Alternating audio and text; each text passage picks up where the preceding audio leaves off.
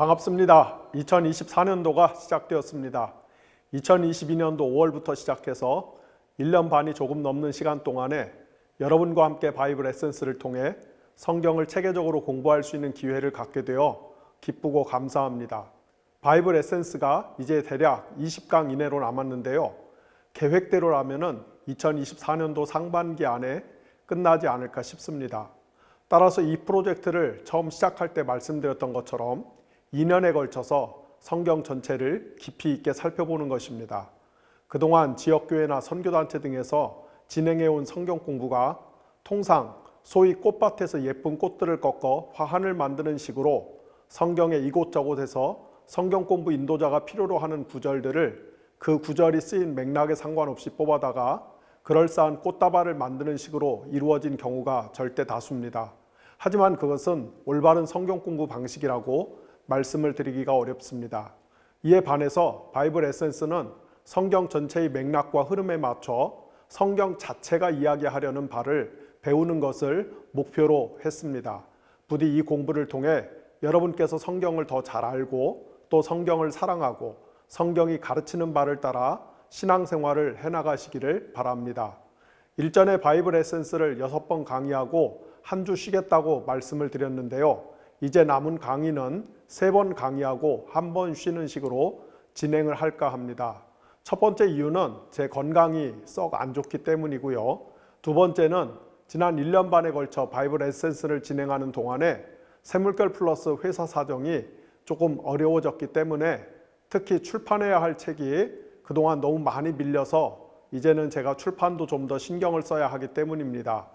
바이블 에센스를 시작하기 전에는 샘물결 플러스에서 한 달에 평균 4권에서 5권, 1년에 거의 50권 가까운 책을 출판을 했고 정기독자 비용도 매일 5만 원씩 받았는데요. 제가 바이블 에센스 강의를 준비할 시간을 조금이라도 더 많이 확보하기 위해 지난 2년 동안은 신간 종수를 절반으로 줄인 동시에 정기독자 비용도 3만 원으로 낮췄습니다. 제가 강의 준비를 해야 해서 교정량을 줄여야 했고 따라서 그만큼 책을 많이 출판할 수 없으니까 정기독자 비용을 낮췄던 것입니다. 네, 여러분이 충분히 예상할 수 있듯이 그 결과 회사 매출이 크게 줄었습니다. 그동안 주님의 은혜로 어떻게든 꾸역꾸역 버텨왔지만은 올해는 회사 사정을 조금 끌어올려야 하니까 바이블 에센스를 3번 강의하고 한 주 쉬면서 그 사이에 제가 신간책 교정을 좀 더 많이 봐야 할 것 같습니다. 사실 제 건강을 생각하면은 좀 쉬어야 하는데요. 형편이 마냥 녹록하지가 않습니다. 많은 전문가들이 2024년에 한국 경제가 더욱 어려워질 것이라는 부정적인 전망을 쏟아내고 있는데요. 우리 모두 이 어려운 시기를 슬기롭게 잘 헤쳐나갈 수 있기를 바랍니다. 오늘은 바이블 에센스 74번째 시간입니다. 오늘은 하나님의 새로운 성전과 살아있는 제사라는 제목으로 여러분과 함께 공부를 하도록 하겠습니다. 우리는 지난 시간에 바울이 사용한 구원의 범주에 대해서 공부를 했습니다. 바울은 하나님이 그분의 백성에게 베푸신 구원의 은혜를 주로 칭의, 성화, 화해, 새로운 피조물됨, 그리고 하나님의 자녀로 입양됨 같은 그림 언어로 묘사를 합니다. 칭이라는 것은 하나님과 그분의 백성 사이에 맺어진 올바른 관계를 뜻합니다. 창조주 하나님은 인간의 반역과 불순종에도 불구하고 사람을 구원하시기 위해서 인류 역사 내내 최선을 다하셨으며 예수 그리스도의 십자가는 하나님의 인류 구원 의지가 절정에 이른 사건으로서 자기 백성을 향한 하나님의 신실하심을 잘 보여줍니다. 하나님께서 사람을 구원하시기 위해 최선을 다하셨기 때문에 그리고 그 결과로 인간이 하나님께 죄를 용서받아 구원을 받을 수 있었듯이 하나님의 은혜로 구원을 받은 사람들 역시 하나님께 대한 믿음의 순종을 통해 똑같이 신실하게 반응을 해야 합니다. 이렇게 하나님과 그분의 백성 사이에 맺어진 올바른 관계와 또 그 관계를 유지하기 위해 최선을 다해 상호간에 신실하게 반응하는 것, 이것이 바로 칭의, 곧 하나님에 의해 사람이 의롭게 되었다라는 뜻입니다. 성화는 우리가 창조주 하나님께 속했다라는 뜻입니다.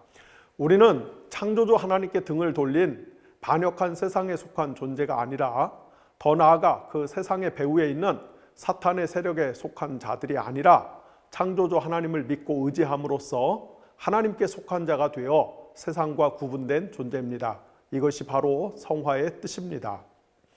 새로운 피조물 됨이라는 것은 우리가 아담의 본성을 물려받은 자로서 하나님을 주님으로 모시고 사는 것을 거부하고 우리 스스로 왕노릇하려는 자들이 아니라 창조주 하나님의 주권 아래로 들어가 그분의 뜻을 따라 이 세상을 하나님의 성전으로 가꾸기 위한 제사장적인 소명을 감당하는 자로서 거듭났다라는 뜻입니다. 화해라는 것은 우리가 사탄에 속한 자, 즉 아담에 반역하는 본성을 가진 자로서 하나님과 원수되었던 이전의 관계를 청산하고 예수 그리스도의 십자가 사건을 통해 하나님과 올바른 관계를 맺어 의롭게 되었으며 또 하나님께 속한 자로서 거룩하게 되었으며 따라서 하나님과 사이가 좋아졌다라는 뜻입니다.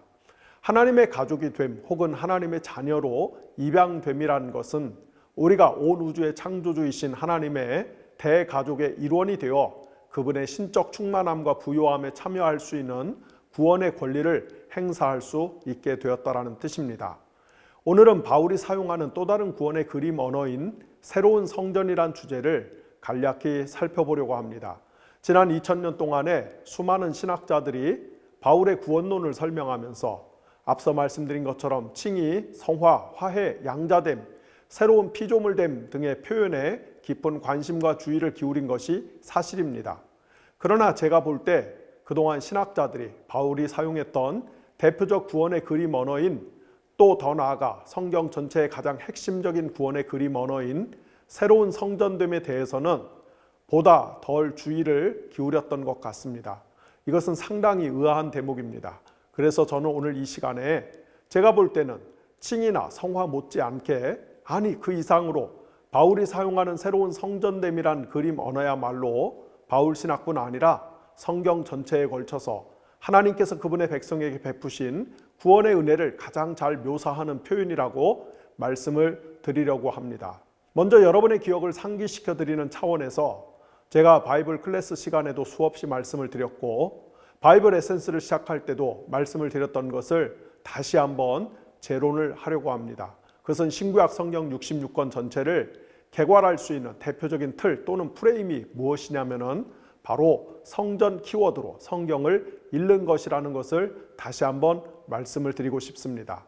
즉 성경 전체를 A, B, X, B-A- 같이 수미상관 구조로 나눈다면은 A와 A-에는 우주 성전이, B와 B-에는 지상 성전이, 그리고 X에는 참 성전인 예수 그리스도가 위치합니다. 즉 하나님께서 태초에 우주를 하나님의 성전으로 창조하시고 구약 시대에는 우주 성전의 모형인 성막 혹은 예루살렘 성전을 하나님의 임재의 처소로 삼으셨으며 그리고 마침내 때가 차서 하나님의 참 성전인 예수 그리스도가 오셔서 인류 구원을 성취하셨고 이후 신약 시대에는 지상에 교회라는 성전이 세워졌으며 그리고 마지막으로 역사의 종말에 하나님께서 온 우주를 하나님의 성전으로 완성하실 것이라는 이야기가 결국은 성경 전체의 줄거리인 것이죠.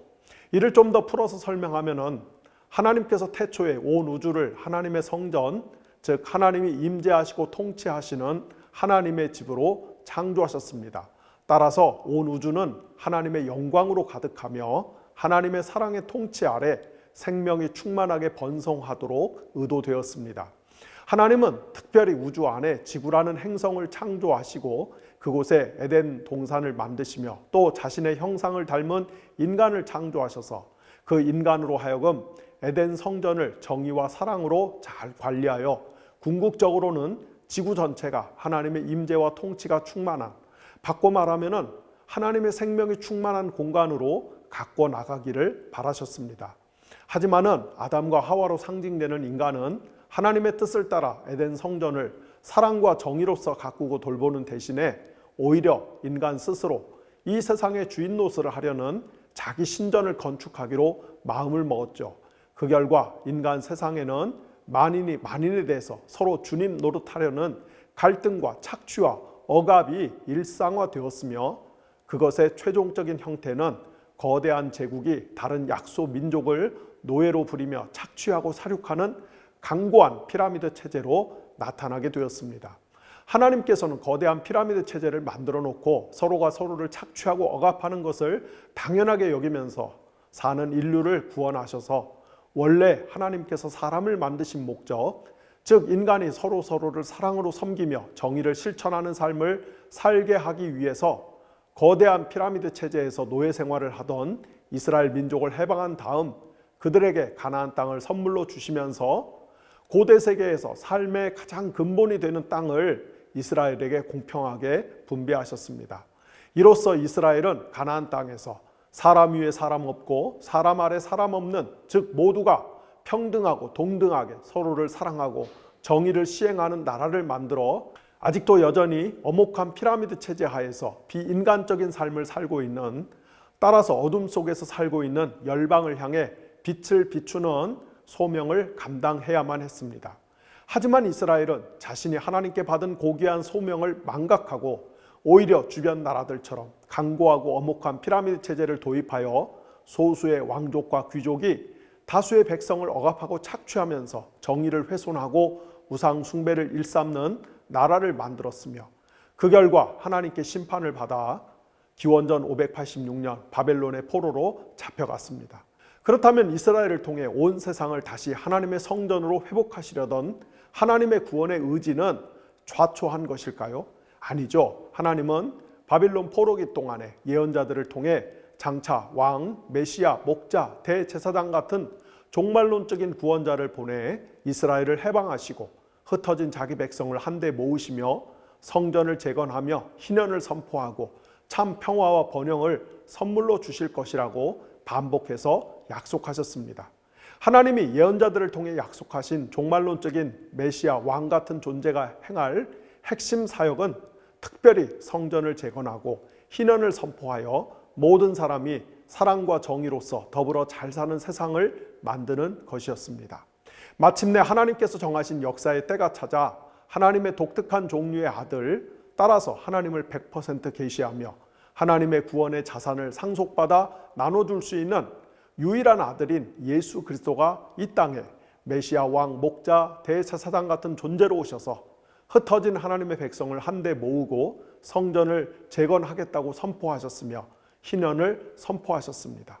하나님의 독특한 종류의 아들인 예수는 십자가에서 자신을 속죄 제물로 바침으로써 창조주 하나님의 성전을 건축하는 대신에 자기 신전을 세우고 그 안에서 스스로 주님 노릇하려는 인류의 죄를 대속하셨으며, 하나님은 그런 예수를 다시 살리심으로써 예수가 메시아 왕, 목자, 대제사장으로서 행했던 모든 말과 행동과 죽음이 전적으로 하나님의 뜻에 부합한 올바른 행동이었음을 공식적으로 승인하셨습니다. 그리고 부활한 예수는 하나님의 보좌 우편에 앉아 하나님께 성령을 받아 이 땅에 파송하심으로써 그 성령을 받아 모신 사람들을 하나님의 새로운 성전으로 만드심으로써 자신이 인간의 몸을 입고 활동했던 공생애 동안 의도했던 새로운 성전을 건축하는 바를 성취하셨습니다. 사도 바울은 하나님의 독특한 종류의 아들인 예수 그리스도 안에서 성취된 바로 이런 성경의 전체 흐름을 정확히 갈파하고 이해했기 때문에 하나님께 구원의 은혜를 받아 그분의 영, 곧 성령을 모시고 사는 사람들을 향해 고린도전서 3장 16절과 17절에서 다음과 같이 선언합니다. 여러분은 하나님의 성전이며 하나님의 성령이 여러분 안에 거하신다는 것을 알지 못합니까? 누구든지 하나님의 성전을 파괴하면 하나님께서도 그 사람을 멸하실 것입니다. 하나님의 성전은 거룩합니다. 여러분은 하나님의 성전입니다. 또 바울은 고린도전서 6장 19절과 20절에서도 비슷한 말을 합니다. 여러분의 몸은 여러분 안에 계신 성령의 성전이라는 것을 알지 못합니까? 여러분은 성령을 하나님으로부터 받아서 모시고 있습니다. 여러분은 여러분 자신의 것이 아닙니다. 여러분은 하나님께서 값을 치르고 사들인 사람입니다. 그러므로 여러분의 몸으로 하나님을 영화롭게 하십시오. 기독교인이 되기 이전에 철저하고 엄격했던 샴마이 학파 소속의 바리새인으로서 예루살렘 성전만이 진짜 유일한 성전이라고 굳게 믿었던 바울이, 그러나 고린도전서 3장과 6장에서 건물 성전이 아니라 하나님의 새로운 백성이 하나님의 진짜 성전이라고 선언하는 장면은 매우 놀랍습니다. 방금 살펴봤듯이 바울은 고린도전서 6장 19절에서 여러분의 몸은 하나님의 성전이라고 외칩니다. 쉽게 말해 저와 여러분의 몸이 하나님이 임재하시고 통치하시는 집 혹은 그분의 집무실이란 뜻입니다. 여러분, 우리의 몸이 하나님의 집 혹은 집무실이라니 얼마나 놀랍습니까? 인류 역사에서 아마도 사도 바울의 이 표현만큼 우리 인간의 몸을 초긍정하는 묘사는 없을 것입니다. 그런데 사도 바울이 인간의 몸을 초긍정하는 이런 선언은 사실 우리가 알고 있는, 좀 더 정확히 말씀을 드리면은 그동안 우리가 교회에서 배웠던 내용과는 상당히 배치가 됩니다. 왜냐하면은 지난 2000년간의 교회 역사에서는 대체로 우리 인간의 몸을 부정적으로 해석하는 것이 주요 흐름이었기 때문입니다. 그렇습니다. 교회에서는 우리 인간의 몸을 대체로 부정적으로 간주합니다. 바울 서신에 나오는 육신 혹은 육체란 말을 크게 오해한 데서 비롯됩니다. 가령 로마서 8장 5절부터 10절에 보면은 다음과 같은 말씀이 나옵니다. 육신을 따라 사는 사람은 육신에 속한 것을 생각하나 성령을 따라 사는 사람은 성령에 속한 것을 생각합니다. 육신에 속한 생각은 죽음입니다. 그러나 성령에 속한 생각은 생명과 평화입니다. 육신에 속한 생각은 하나님께 품는 적대감입니다. 그것은 하나님의 법을 따르지 않으며 또 복종할 수도 없습니다. 육신에 매인 사람은 하나님을 기쁘게 해드릴 수 없습니다. 그러나 하나님의 영이 여러분 안에 살아계시면은 여러분은 육신 안에 있지 않고 성령 안에 있습니다. 누구든지 그리스도의 영이 없으면 그리스도의 사람이 아닙니다. 또한 그리스도께서 여러분 안에 살아계시면 여러분의 몸은 죄 때문에 죽은 것이지만 영은 의 때문에 생명을 얻습니다. 여기 보면은 바울은 육신이란 말을 대단히 부정적으로 쓰고 있음이 분명합니다. 문자적으로만 놓고 보면은 인간의 육신은 죄의 온상 혹은 죄의 모판과 같습니다. 이와 유사한 표현이 갈라디아서 5장 17절부터 21절에서도 발견이 됩니다. 육체의 욕망은 성령을 거스리고 성령이 바라시는 것은 육체를 거스릅니다. 이 둘이 서로 적대 관계에 있으므로 여러분은 자기가 원하는 일을 할 수 없게 됩니다. 그런데 여러분이 성령의 인도하심을 따라 살아가면은 율법 아래에 있는 것이 아닙니다. 육체의 행실은 환히 드러난 것들입니다. 곧 음행과 더러움과 방탕과 우상 숭배와 마술과 원수 맺음과 다툼과 시기와 분냄과 분쟁과 분열과 파당과 질투와 술 취함과 흥청망청 먹고 마시는 노름과 그와 같은 것들입니다. 내가 전에도 여러분에게 경고하였지만은 이제 또다시 경고합니다. 이런 짓을 하는 사람들은 하나님의 나라를 상속받지 못할 것입니다. 여기도 보면은 인간의 육체는 성령과 정면으로 충돌하는 것으로, 즉 하나님의 영과 원수된 것이며, 따라서 육체를 따라 사는 사람들은 하나님 나라에 들어갈 수 없다고 되어 있습니다. 바울은 분명 고린도전서 3장 16절 17절과 고린도전서 6장 19절 20절에서는 인간의 몸이 하나님의 성전이라면서 우리 몸을 초긍정하였는데 왜 다른 성경에서는 인간의 육체를 이토록 평가절하하는 것일까요? 둘 중에 대체 무엇이 진짜 바울의 의도에 부합할까요? 이 점에서 교회는 대체로 바울이 인간의 육신 혹은 육체를 경멸하고 배관시하는 것을 기독교의 주류 전통으로 만들었습니다. 이것은 잠시 후에 살펴보겠지만은 거의 2000년 동안 교회의 주요 신학자들이 바울이 사용한 육신 혹은 육체란 말을 잘못 이해한 데서 비롯된 것입니다. 그렇다면은 왜 교회의 신학자들과 설교자들은 바울이 사용한 육신 혹은 육체란 말을 오독하고 그 결과 크게 왜곡하였을까요? 그것은 바울을 비롯한 사도들 이후에 출현한 초기 신학자들, 이들을 우리는 통상 교부들이라고 부릅니다. 이 초기 신학자들이 기원 전후에 지중해 세계를 지배했던 그리스 철학, 좀 더 정확히 말하면은 플라톤 철학과 신플라톤 철학에 큰 영향을 받았기 때문입니다. 주지하듯이 플라톤 철학은 우리 눈에 보이는 물질 세계 또는 현상의 세계를 무가치한 것으로 간주하고 우리 눈에 보이지 않는 이상적인 세계, 즉 이데아의 세계야말로 참된 세계 혹은 본질적인 세계라고 간주했습니다. 이 세상에 존재하는 모든 물질적인 것은 사실은 저 하늘에 있는 이데아의 세계에 존재하는 본질적인 것들의 복사품 또는 모조품에 불과합니다. 신플라톤 철학의 경우에는 여기서 한 걸음 더 나아가 우리 인간에게 진짜 본질적인 것은 오직 영혼뿐이며 인간의 몸은 그 영혼을 올가매고 있는 감옥과 같은 것으로 간주했습니다. 따라서 인간이 진정으로 자신을 구현할 수 있는 유일한 길은 영혼이 몸에서 탈출하여 이데아의 세계로 복귀하는 것에 있습니다. 이렇게 플라톤 철학의 전통에서는 인간의 몸을 극도로 평가절하하였는데요. 바로 이런 철학의 영향을 크게 받은 초기 기독교 신학자들이 바울 서신에 나오는 육신 혹은 육체를 평가절하하는 구절과 플라톤 철학의 개념을 합쳐서 사람의 몸을 대단히 부정적인 대상으로 만들어 놓았던 것입니다. 그리고 이것이 지난 2000년 동안 기독교 신학에서 특히 구원론과 영성론에 있어서 매우 심각한 오류를 만들어냈습니다. 먼저 많은 그리스도인이 구원을 우리 영혼이 몸에서 빠져나와 저 우주 끝자락 어딘가에 있을 것 같은 천당에 가는 것으로 오해하게끔 만들었습니다. 사실 성경은 이런 식의 구원관을 절대로 안 가르칩니다. 우리의 영혼이 죽음을 통해 몸에서 빠져나와 저 하늘에 있는 천당으로 복귀하는 것은 플라톤 철학에서 말하는 인간의 영혼이 몸이라고 하는 감옥에서 탈출해 이데아의 세계로 돌아가는 것과 같은 맥락이지 성경과는 전혀 상관이 없습니다.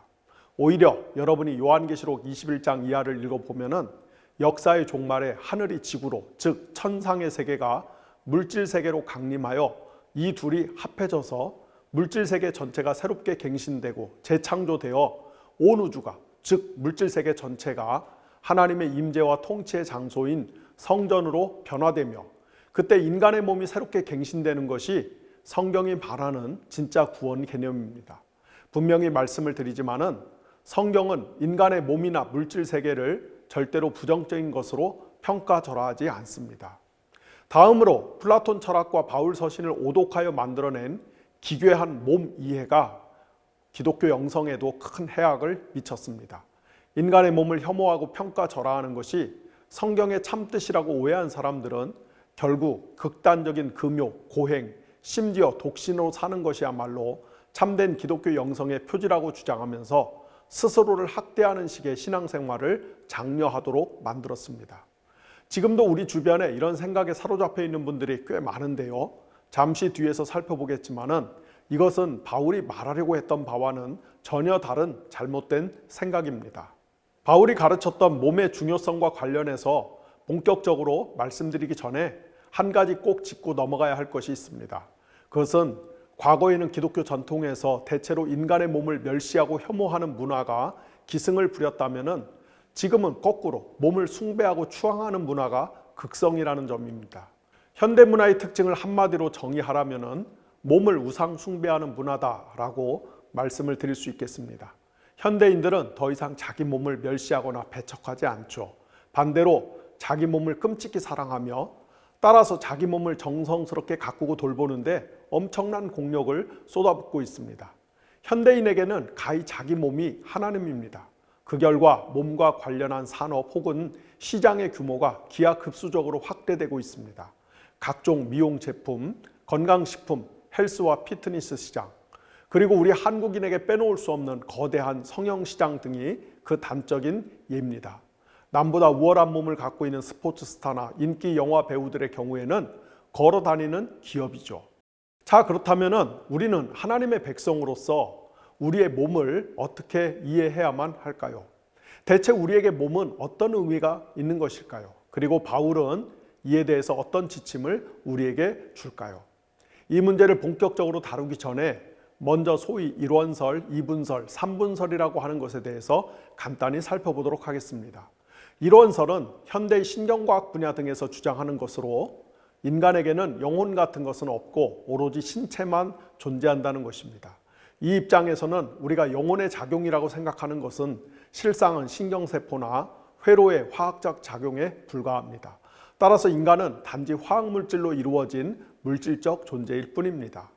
2분설 혹은 2원설은 인간이 영혼과 몸으로 구성되어 있다는 입장이죠. 인간은 영혼과 몸이 결합된 존재이며 죽음을 통해서 영혼이 몸과 분리되어 내세로 이동한다라고 봅니다. 삼분설은 인간이 영, 혼, 몸으로 구성되어 있으며 이때 영은 하나님과 관계를 맺는 실체이고 혼은 정신적인 기능을 담당하는 실체이며 몸은 물질적인 부분을 뜻한다고 보는 입장입니다. 결론적으로 말씀을 드리면은 그러나 바울은 이런 식의 구분에 대해 전혀 알지를 못했습니다.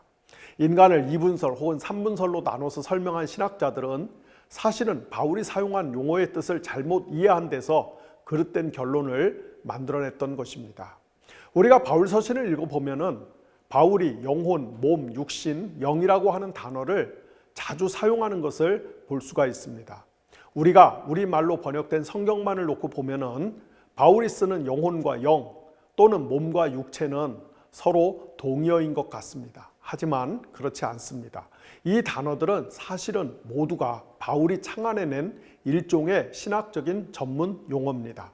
바울이 사용하는 영혼 혹은 혼이라고 하는 단어는 그리스어로 푸시케이고 몸은 소마이며 육신 혹은 육체는 사르크스이고 영은 푸뉴마입니다. 그런데 여기서 인간의 영혼을 뜻하는 푸시케와 몸을 의미하는 소마는 실상은 바울에게 있어서 거의 동의어입니다. 그리고 육신을 뜻하는 사르크스와 영을 뜻하는 푸뉴마는 푸시케 혹은 소마로서 존재하는 우리 인간이 서 있는 어떤 방향성 내지 성질을 뜻합니다. 이를 좀 더 자세히 설명을 드리면은 첫째로 바울은 영혼과 몸, 즉 인간의 푸시케와 소마를 서로 대주되는 실체로 구분하지 않습니다. 즉 바울은 인간을 영혼과 몸으로 나누지 않습니다. 바울이 소마라는 그리스어를 사용해서 인간의 몸을 지칭할 때 그 몸은 단순히 인간의 물리적 신체를 뜻하기보다는 그냥 인간 자신을 뜻합니다. 즉 인간은 소마, 곧 몸으로 존재하는 자입니다. 바꿔 말하면은 인간의 몸은 인간 존재 전체를 상징하는 메타포어입니다. 쉽게 말해서 여러분은 누구입니까? 여러분은 한마디로 여러분의 몸입니다. 여러분의 몸은 여러분이 여성인지 남성인지, 여러분이 황인종인지 흑인종 또는 백인종인지, 또 여러분이 어떤 유전자를 갖고 있는지, 따라서 어떤 특징을 지니고 있는지, 더 나아가 여러분이 어떤 특정한 계급에 속한 자로 살아오면서 어떤 특수한 정치적, 사회적, 경제적, 문화적 경험을 했는지 그 상세한 기록이 담겨 있는 일기장 내지 역사관입니다. 따라서 모든 인간은 바로 자기 몸입니다. 곧 우리 모두는 몸적 존재인 것입니다. 마찬가지로 바울 서신에 흔히 영혼에 해당하는 푸시케는 총 13번 나오는데요. 각각의 푸시케는 다음과 같이 번역이 되고 있습니다. 로마서 2장 9절에 보면은 악한 일을 행하는 모든 사람에게는 먼저 유대 사람을 비롯하여 그리스 사람에 이르기까지 환난과 고통을 주실 것이요. 여기 보면은 푸시케가 사람으로 번역이 되고 있습니다. 로마서 11장 3절에 보면은 주님, 그들은 주님의 예언자들을 죽이고 주님의 제단들을 헐어버렸습니다. 남은 것은 나 혼자밖에 없는데 그들은 내 목숨마저 찾고 있습니다. 여기에서는 푸시케가 목숨으로 번역이 되고 있습니다. 로마서 13장 1절에 보면은 사람은 누구나 위에 있는 권세에게 복종해야 합니다. 여기서는 푸시케가 사람으로 번역이 되고 있습니다. 로마서 16장 4절에 보면은 그들은 생명의 위험을 무릅쓰고 내 목숨을 구해준 사람들입니다.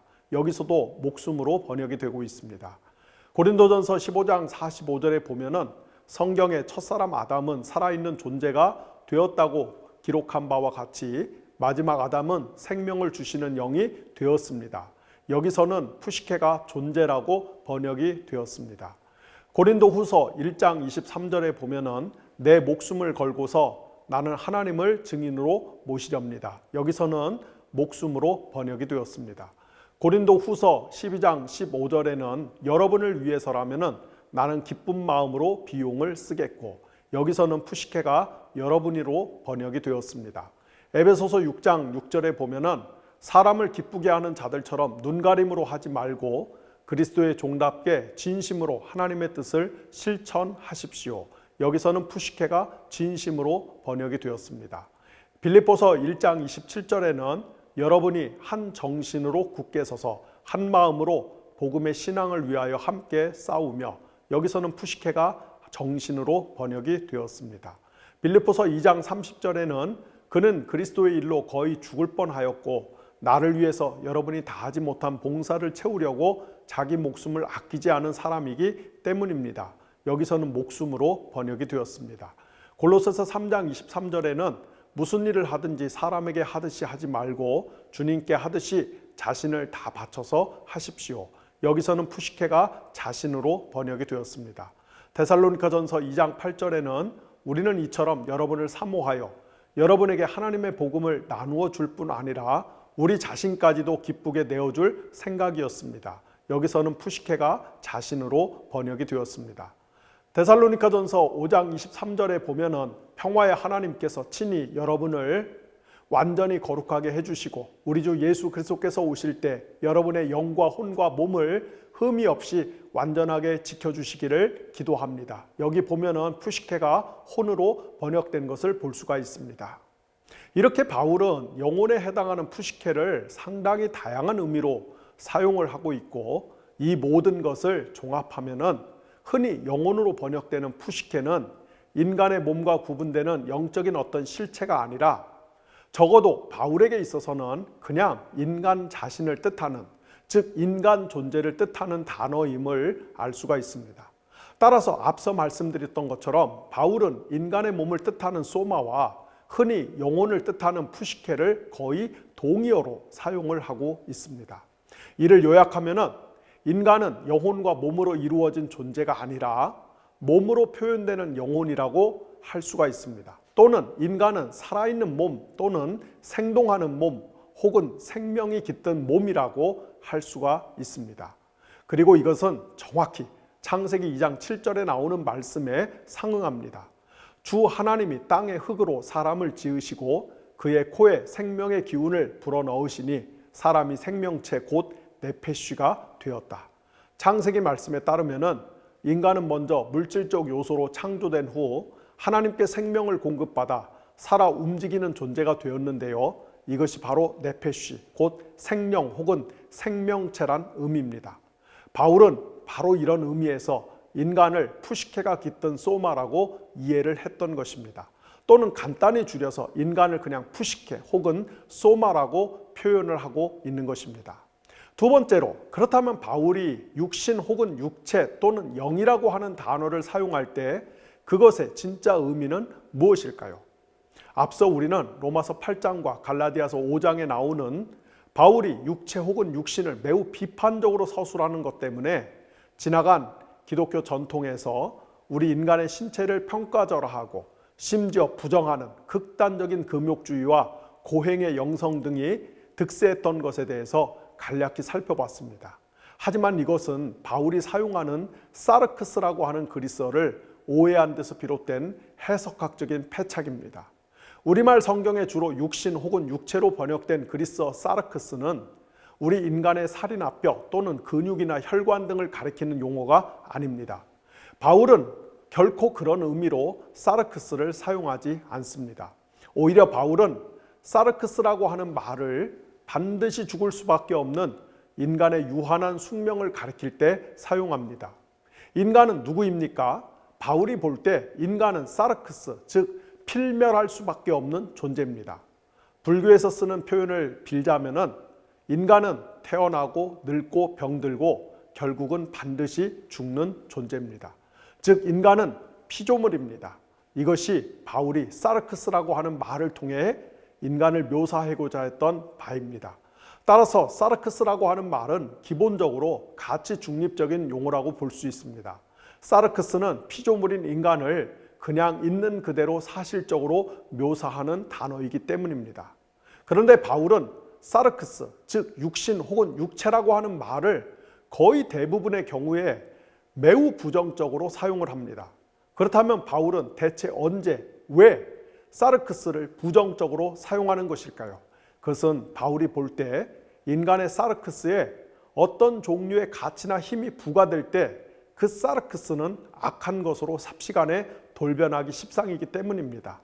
쉽게 말해서 인간이 자신이 피조물이라는 사실, 따라서 인간이 결국은 죽을 수밖에 없는 유한한 존재임을 인정하지 않고 스스로에게 어떤 절대성을 부과할 때 인간의 몸으로 대표되는 실존은 악한 것으로 돌변합니다.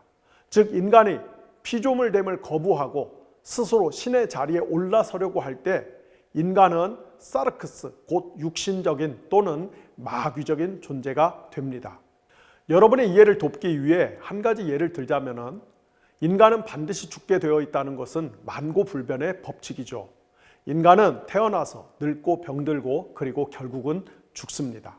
어떤 인간도 이 법칙을 거스를 수 없습니다. 따라서 인간에게 죽음과 소멸을 향해 가는 과정, 곧 노화는 대단히 자연스러운 현상입니다.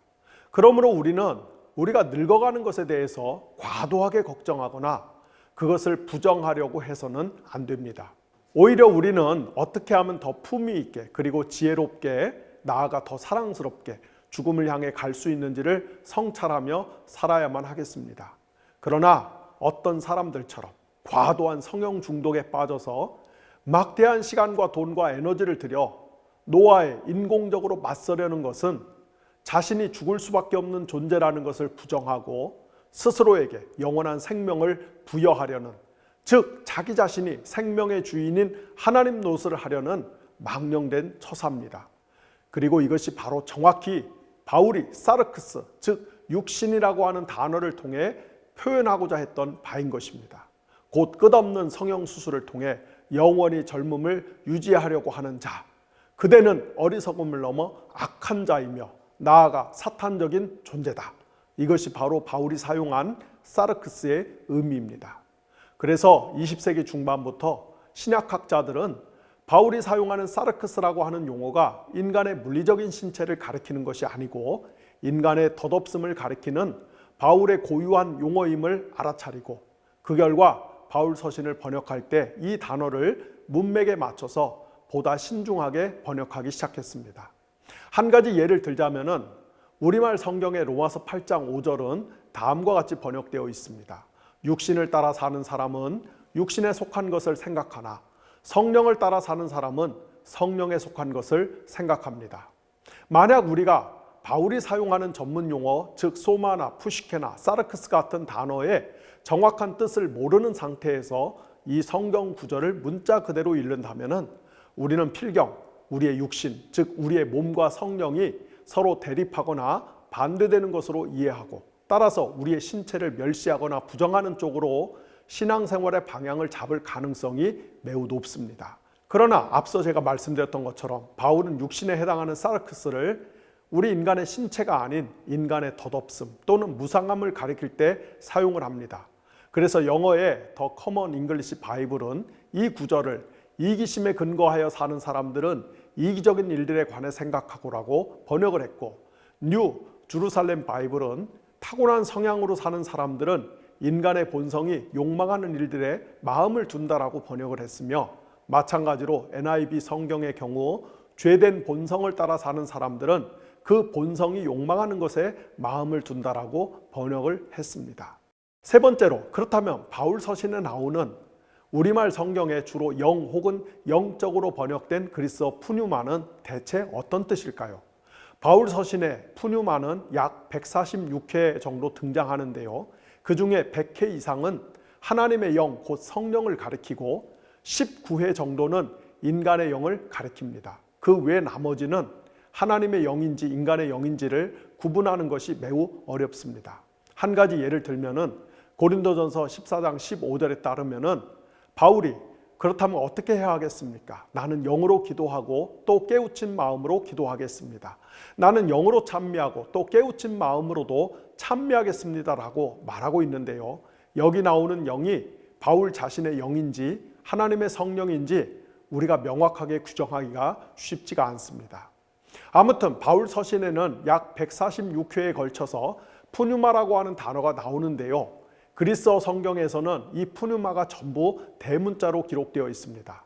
따라서 그냥 얼핏 보면은 바울 서신에 나오는 푸뉴마가 전부 하나님의 영을 가리키는 것처럼 보일 수 있습니다. 하지만 현대의 신약학자들은 바울이 어떤 경우에는 푸뉴마를 하나님의 영으로 또 어떤 경우에는 인간의 영으로 구분해서 사용한다는 것을 알아차리고, 그래서 요즘 영어 성경에 보면은 바울 서신에 나오는 푸뉴마가 성령을 가리킬 때는 대문자 S를 쓴 스피릿으로, 인간의 영을 가리킬 때는 소문자 S를 사용한 스피릿으로 구분해서 번역해 놓은 것을 볼 수가 있습니다. 앞에서 제가 인간은 소마 혹은 푸시케로 존재하는 실체라고 말씀을 드렸습니다. 곧 인간은 생동하는 몸 혹은 생명이 깃든 몸입니다. 쉽게 말해 인간은 살아있는 존재입니다. 그런데 자기 안에 생명을 간직하고 있는 존재인, 따라서 생동하는 존재인 인간에게 하나님의 충만한 생명의 영이신 성령이 임하셔서 이 둘이 서로 모종의 교섭 혹은 통섭을 통해 생명의 불꽃이 활짝 더 풍성하게 점화되면 그것이 바로 영적인 것이 됩니다. 바울은 이를 가리켜서 푸뉴마티코스, 즉 신령한 사람이라고 표현을 합니다. 반대로 하나님의 생명의 영인 성령이 찾아오셨음에도 불구하고 그 성령을 거부하거나 그 성령에 대해 냉담한 채 오직 자기 자신에게 있는 유한한 생명의 기운, 즉 자신의 고유한 푸시케로 만족하며 사는 사람들을 가리켜서 바울은 푸시키코스, 즉 신령하지 않은 사람이라고 표현을 합니다. 이에 관해서 가장 잘 서술된 성경이 고린도전서 2장 12절부터 15절에 나옵니다. 우리는 세상의 영을 받은 것이 아니라 하나님에게서 오신 영을 받았습니다. 그것은 하나님께서 우리에게 은혜로 주신 선물을 깨달아 알게 하시려는 것입니다. 우리가 이 선물들을 말하되 사람의 지혜에서 배운 말로 하지 아니하고 성령께서 가르쳐 주시는 말로 합니다. 다시 말하면 신령한 것을 가지고 신령한 것을 설명하는 것입니다. 그러나 자연에 속한 사람들은 또는 신령하지 않은 사람들은 하나님의 영에 속한 일들을 받아들이지 않습니다. 그런 사람에게는 이런 일들이 어리석은 일이며 그는 이런 일들을 이해할 수 없습니다. 이런 일들은 영적으로만 분별되기 때문입니다. 신령한 사람은 모든 것을 판단하나 자기는 아무에게서도 판단을 받지 않습니다. 따라서 진정한 기독교 영성이란 무엇이겠습니까? 바울의 논리에 따르면 진정한 기독교 영성은 하나님의 완전하고 충만한 생명의 영인 성령과 하나가 되어서 생명의 역사를 더욱 증진하거나 배가시키는 것입니다. 곧 이 땅에 평화와 자유와 복지와 인권을 더 확장하는 일에 투신하는 것입니다. 또는 생태 위기에 빠진 오늘날 지구의 위태로운 현실을 개선하고 변화시키는 것입니다. 반대로 아무리 열심히 기도하고 찬송을 부르고 성경을 많이 읽고 금식을 자주 해도 자유와 평화를 확대하는 것을 거부하고 남을 혐오하거나 전쟁을 부추기거나 하는 것은 전혀 신령하지 않은 것입니다. 즉 성경적으로 볼 때는 매우 반영성적인 형태인 것입니다. 오늘날 한국교회가 이 점을 잘 알아야만 합니다. 한국교회가 바울을 오해하면서 성경을 읽으니까 우리 사회에서 교회가 타인에 대한 혐오를 부추기고 전쟁을 선동하는 등 가장 반생명적인 행태를 앞서 행하면서도 자신들이 하나님 편에서 무슨 대단한 옳은 일을 하는 줄로 착각하는 경우가 허다합니다. 지금까지 공부한 바를 요약하면 인간은 소마 혹은 푸시케로 존재하는 자입니다. 즉 인간은 창조주 하나님께 받은 생명을 자기 안에 내장하고 있는 몸적인 존재입니다. 그런데 푸시케를 내포하고 있는 몸으로 존재하는 우리는 항상 두 가지 가능성 앞에 노출되어 있습니다. 첫째는 완전한 생명의 영이신 하나님의 성령께서 우리를 찾아오셔서 우리에게 나와 함께 힘을 합해서 생명운동을 더 힘차게 일으켜보지 않을래라고 초청하며 권유하실 때 거기에 대해서 예스라고 반응하거나 아니면은 하나님의 성령의 초청을 거부하고 우리의 마음의 셔터를 내려버리는 것입니다. 만약 우리가 풍성한 생명의 영이신 성령의 초청을 기꺼이 받아들이고 그분과 힘을 합해서 이 땅에서 다른 사람을 위해 자유와 평화와 복지가 더욱 증진되도록 노력하는 삶을 살기로 선택한다면 그것이 곧 영적인 삶 혹은 신령한 삶이 됩니다. 반대로 우리가 생명의 영이신 성령의 초청을 거부하고 우리 자신의 덧없고 유한한 자원에 의지하며 살기를 선택할 때 나아가 우리 자신의 유한한 자원을 보충하기 위해서 다른 사람의 자원을 욕심내고 착취하는 삶을 추구할 때 바울은 그런 사람을 가리켜서 육신에 속한 자 또는 신령하지 않은 자라고 일갈을 하는 것입니다. 따라서 만인이 만인에 대해서 서로 착취하고 억압하는 것이 일상화 구조화된 피라미드 체제야말로 가장 육신적인 세상, 즉 가장 사탄적인 세상인 것입니다. 반대로 만인이 만인에 대해서 서로 섬기고 돌보면서 생명을 증징하는 역피라미드 체제야말로 가장 영적인 혹은 신령한 세상인 것입니다. 한국교회가 성경의 이 근본 가르침을 제발 좀 깨달아야만 하겠습니다. 앞서 말씀드린 것처럼 바울은 푸시케를 내포한 소마로 존재하는 우리 인간의 실존을 초긍정합니다. 이것은 바울이 살았던 시대에 인간의 몸을 멸시하고 혐오하는 그리스 철학이 기승을 부렸던 것에 비춰볼 때 매우 이례적인 현상입니다. 하지만 바울은 자기 시대의 주도적인 철학 사조에 휘둘리지 않고 오직 하나님의 지혜와 계시에 비춰 인간을 이해하고자 했던 것입니다. 먼저 바울은 우리의 몸이 창조주 하나님이 임재하시는 그분의 집 혹은 왕적 집무실이라고 선언합니다. 우리의 몸은 하나님의 임재와 통치의 장소인 하나님의 성전입니다. 성전의 가장 큰 기능은 하나님께 제사를 드리는 데 있죠. 따라서 바울은 로마서 12장 1절에서 우리의 몸으로 하나님께 살아있는 거룩한 제사를 드리라고 권면합니다. 형제 자매 여러분, 그러므로 나는 하나님의 자비하심을 힘입어 여러분에게 권합니다. 여러분의 몸을 하나님께서 기뻐하실 거룩한 산 제물로 드리십시오. 이것이 여러분이 드릴 합당한 예배입니다. 로마서는 총 16장으로 이루어졌는데요. 바울은 1장부터 11장까지는 하나님께서 우리를 구원하시기 위해서 얼마나 큰 은혜를 베풀어 주셨는지를 자세히 기술을 하고 12장부터 15장까지에서는 하나님이 베푸신 놀라운 은혜로 구원을 얻은 우리가 어떻게 해야만이 하나님의 은혜에 합당하게 살 수 있는지를 나열하고 있습니다. 따라서 로마서 12장 1절과 2절은 로마서 1장부터 11장과 12장부터 15장을 연결하는 고리 역할을 하는 동시에 로마서 12장부터 15장의 내용을 요약하는 제목 역할을 수행합니다. 여기서 바울은 우리가 하나님이 베푸신 놀라운 은혜에 부합하는 삶을 살기 위해서는 첫째로 우리 몸을 거룩한 산 제물로 바쳐야 하며, 둘째로 우리의 생각이 변화를 받아 이 세상과 구별되어야만 한다라고 말하고 있습니다.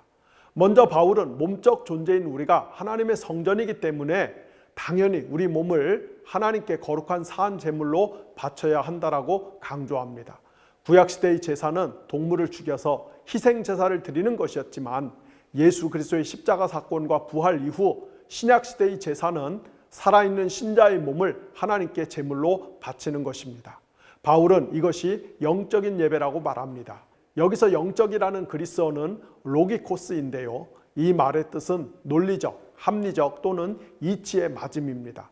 즉 하나님께서 놀라운 은혜로 우리를 구원해 주셨기 때문에 그에 대한 반응으로 우리가 우리 자신의 몸을 하나님께 살아있는 제물로 바치는 것이 논리적으로 볼 때 이치에 맞는 행동이라는 것입니다. 그럼 우리의 몸을 하나님께 살아있는 제물로 바친다는 것은 무엇일까요? 이는 우리가 자신의 몸 전체를 통해 하나님이 주시는 생명을 증진하고 확장하는 일에 헌신해야만 한다는 뜻입니다. 즉 우리의 눈으로 가난하고 어려운 사람을 긍휼히 바라보며 우리의 귀로 학대받고 억압당하는 사람들의 신음과 고통 소리를 들으려고 하며 우리의 입으로 다른 사람을 축복하고 격려하며 위로하며 치유하는 말을 하며 우리의 발로 고난의 현장을 다니면서 우리의 손으로 생명과 평화와 복지를 증진하는 일에 힘써야만 한다라는 뜻입니다. 독립운동가 안중근 의사의 일생을 다룬 영화 영웅에 보면은 안중근 의사가 사형 집행을 코앞에 두고 감옥에서 책상 앞에 앉아 붓글씨로 무언가를 쓰자 평소에 안중근을 흠모하던 일본인 간수가 무엇을 쓰냐라고 묻는 장면이 나옵니다. 그때 안중근 의사가 동양 평화에 대해서 쓴다라고 하자 일본인 간수가 대체 동양 평화가 무엇이냐라고 재차 묻지요. 그러자 안중근 의사가 이렇게 답합니다. 나는 내 두 손으로 이토 히로부미를 총으로 쏴 죽였습니다. 그러나 내 아들들은 손에 피를 묻히지 않고 기도하는 손이 되기를 바라는 마음으로 쓰는 글입니다. 기실 안중근 의사가 이토 히로부미를 총으로 저격한 것도 따지고 보면은 당시 피해 굶주린 일제가 자행하는 죽음의 현상을 억제하고 어떻게든 생명 현상을 증진하기 위해서 불가피하게 선택한 일이었습니다. 하지만 안중근 의사는 여기서 만족하지 않고 자기 후대의 사람들은 서로를 죽이고 괴롭히고 학대하는 것이 아니라 모두가 평화롭고 조화롭게 사는 세상이 오기를 간구했던 것이겠지요.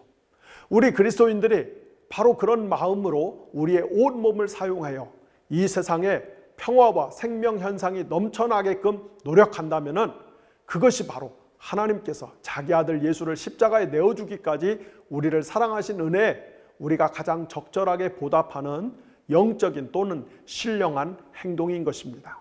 반대로 어떤 그리스도인들처럼 제 아무리 교회 예배당에서 열심히 기도하고 찬송하고 종교 행위에 열심을 내어도 그러나 예배당 밖으로 나와서는 자신의 탐욕과 이익을 위해 죽음의 현상을 확대하는 일에만 몰두한다면 바로 그런 사람이야말로 가장 육적인 사람인 것입니다. 예전에 미국의 아들 부시 대통령 시절에 백악관에서 매일 아침마다 대통령과 참모들이 모여 예배를 드리고 큐티를 하면서 하루를 시작했지만은 그 예배가 끝나기 무섭게 다른 약소 국가들을 침공하고 폭탄을 떨어뜨려 수많은 사람을 살상하는 일이 반복되었습니다. 바울이 볼 때 이것은 가장 육적인 행위, 따라서 사탄적인 행위에 불과한 것입니다. 이렇게 우리가 우리의 몸으로 상징되는 우리의 삶을 생명을 증진하는 데 사용하느냐 아니면 죽음의 현상을 확대하고 심화하느냐에 따라서 우리의 몸, 곧 우리의 실존은 영적인 또는 신령한 것이 될 수도 있고 반대로 육적인 것 혹은 반신령한 것이 될 수도 있습니다. 그래서 바울은 로마서 6장 12절부터 14절에서 저와 여러분에게 이렇게 권면합니다. 그러므로 여러분은 죄가 여러분의 죽을 몸을 지배하지 못하게 해서 여러분이 몸의 정욕에 굴복하는 일이 없도록 하십시오. 그러므로 여러분은 여러분의 지체를 죄에 내맡겨서 불의의 무기가 되게 하지 마십시오. 오히려 여러분은 죽은 사람들 가운데서 살아난 사람답게 여러분을 하나님께 바치고 여러분의 지체를 의의 무기로 하나님께 바치십시오. 여러분은 율법 아래 있지 않고 은혜 아래 있으므로 죄가 여러분을 다스릴 수 없을 것입니다. 한편 바울은 우리가 우리 몸을 사탄의 왕국을 위한 불의의 무기로 사용하지 말라고 당부하면서 고린도전서 6장에서 우리 몸으로 성적인 죄를 짓지 않도록 특별히 주의를 주고 있습니다. 바울은 고린도전서 6장 13절 하반절에서 이렇게 말합니다. 몸은 음행을 위하여 있는 것이 아니라 주님을 위하여 있는 것이며 주님은 몸을 위하여 계십니다. 이어서 바울은 고린도전서 6장 15절 이하에서 다음과 같이 말합니다. 여러분의 몸이 그리스도의 지체라는 것을 알지 못합니까? 그런데 내가 그리스도의 지체를 떼어다가 창녀의 지체를 만들 수 있겠습니까? 그럴 수 없습니다. 창녀와 합하는 사람은 그와 한 몸이 된다는 것을 알지 못합니까? 두 사람이 한 몸이 될 것이다 하신 말씀이 있습니다. 그러나 주님과 합하는 사람은 그와 한 영이 됩니다. 음행을 피하십시오. 사람이 짓는 다른 모든 죄는 자기 몸 밖에 있는 것이지만 음행을 하는 자는 자기 몸에다가 죄를 짓는 것입니다. 여러분의 몸은 여러분 안에 계신 성령의 성전이라는 것을 알지 못합니까? 여러분은 성령을 하나님으로부터 받아서 모시고 있습니다. 여러분은 여러분 자신의 것이 아닙니다. 여러분은 하나님께서 값을 치르고 사들인 사람입니다. 그러므로 여러분의 몸으로 하나님을 영화롭게 하십시오. 끝으로 바울이 우리 인간의 몸을 초긍정하는 또 다른 사례는 우리가 역사의 종말에 새로운 몸으로 부활할 것이라고 말하는 데 있습니다. 다시 말씀을 드리지만은 바울은 자기 시대에 기승을 부렸던 플라톤 철학의 영향을 받아 인간의 영혼이 몸에서 빠져나와 이데아의 세계로 돌아가는 식의 구원론을 믿지 않았습니다. 오히려 바울은 부활하신 예수 그리스도가 보여주신 모범을 따라 그리스도인이 현재의 신체와 연속성 및 불연속성을 함께 갖는 새로운 몸으로 부활할 것을 강력히 주장합니다. 십자가에서 죽고 부활한 예수 그리스도는 단순히 영혼이 부활했던 것이 아니고 제자들과 다시 재회하여 함께 걷고 대화하며 식사를 하는 동시에 물리적인 공간의 한계에 제한되지 않고 자유롭게 이동하는 모습을 보여주심으로써 부활의 새로운 몸이 어떤 것인지를 우리에게 알려주셨습니다. 마찬가지로 바울은 특별히 고린도전서 15장에서 종말에 그리스도인이 부활의 새로운 몸을 갖게 될 것이며 그 몸은 현재의 몸과는 비교할 수 없는 영광으로 가득한 몸이 될 것임을 다양한 은유를 통해서 시사합니다. 이에 대해서는 추후 바울의 종말론을 다룰 때 더 자세히 이야기하도록 하겠습니다. 다만 오늘 이 시간에 제가 말씀드리고 싶은 것은 바울은 상당수 그리스도인이 여전히 오해하고 있듯이 우리의 영혼이 몸에서 빠져나와 천당에 가서 소위 영적인 구원을 받는 것을 전혀 믿지 않았다는 것입니다. 오히려 바울은 종말에 신자의 몸 전체가 새롭게 재창조될 것을 확신했습니다. 따라서 우리의 몸은 폐기의 대상이 아니고 삼위일체 하나님의 구속의 핵심에 있습니다. 곧 우리의 몸은 하나님의 임재와 통치가 이루어지는 참된 성전인 것입니다.